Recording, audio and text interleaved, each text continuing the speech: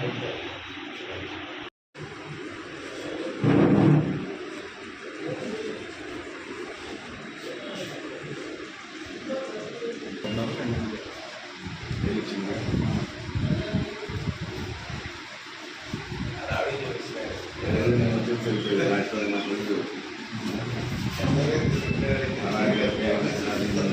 వాళ్ళ ఫోటో పెట్టి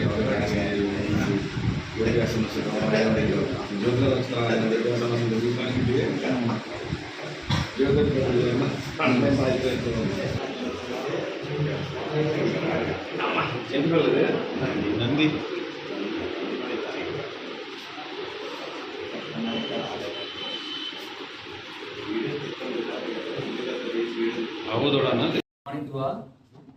మన మచిలీపట్నంలో అంటే శ్రీనివాస్ నగర్లో యాజ్ వెల్ యాజ్ ఆర్టీసీ కాలనీలో 2 అండ్ సర్కార్ తోటలో 1 మొత్తం 4 దొంగతనాలు జరగడం జరిగింది గత 2 నెలల్లో వ్యవధిలో.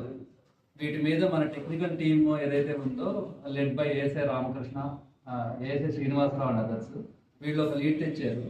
దీనిలో బయటపడిన నిజం ఏంటి అంటే 9వ తరగతి చదివే స్టూడెంట్స్ ఎవరైతే ఉన్నారో చిన్నపిల్లలు, శ్రీనివాస్ నగర్ కాలనీకి సంబంధించిన చిన్నపిల్లలు జల్సాలకు అలవాటు పడి, బెట్టింగ్కి అలవాటు పడి, వాళ్ళకి సంబంధించిన ఈ బెట్టింగ్కి సంబంధించిన అవసరాలు ఏవైతే ఉన్నాయో వాళ్ళు తీర్చడానికి యూట్యూబ్ని ఉపయోగించి ఎలా తాళాలు పగలగొట్టాలి అని చెప్పేసి నేర్చుకోవడం జరిగింది.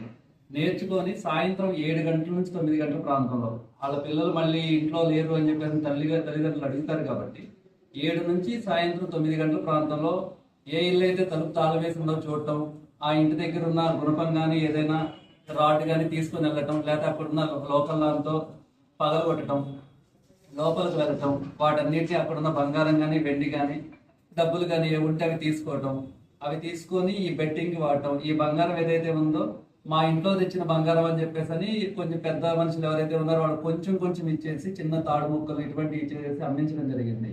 ఇది మనం కేవలం టెక్నికల్ ఇన్పుట్తో, మొబైల్ ఇన్పుట్తో పట్టుకోవడం జరిగింది.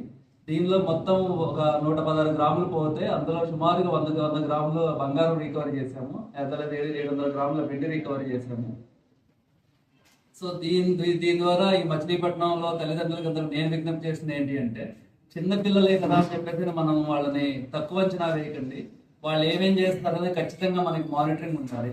ఈరోజు మన పిల్లలు ముగ్గురు చిన్నపిల్లలు, వాళ్ళకి ఏమి అపశుభం తెలియదు అనుకుంటాము, వాళ్ళు ఇంత పెద్ద నేరం చేశారు. సుమారు 10,20,000 రూపాయలకు సంబంధించిన అసెట్స్ వాళ్ళు దొంగలించడం జరిగింది.